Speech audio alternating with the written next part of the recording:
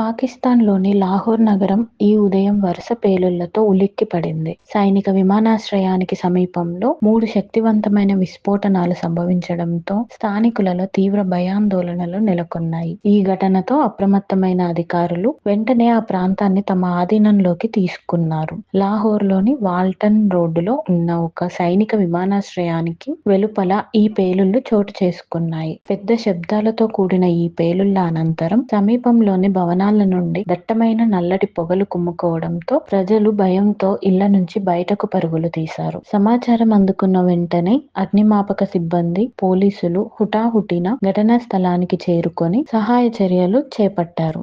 భద్రతా దళాలు ఆ ప్రాంతాన్ని చుట్టుముట్టి రాకపోకలను నిలిపివేశాయి. ఈ ఘటన జరిగిన వెంటనే ముందు జాగ్రత్త చర్యగా ఘటనా స్థలానికి సుమారు 25 కిలోమీటర్ల దూరంలో ఉన్న లాహోర్ అంతర్జాతీయ విమానాశ్రయాన్ని తాత్కాలికంగా మూసివేస్తున్నట్లు అధికారులు ప్రకటించారు. పేలుళ్లకు సంబంధించిన పలు ఫోటోలు, వీడియోలు సామాజిక మాధ్యమాల్లో విస్తృతంగా ప్రచారమవుతున్నాయి. వీటిలో పేలుళ్ల తీవ్రత, దట్టంగా అలుముకున్న పొగ స్పష్టంగా కనిపిస్తుండడంతో ప్రజలు తమ ఆందోళనను వ్యక్తం చేస్తున్నారు. ప్రస్తుత ఉద్రిక్త పరిస్థితుల నేపథ్యంలో అధికారులు నగరంలో భద్రతను కట్టుదిట్టం చేశారు.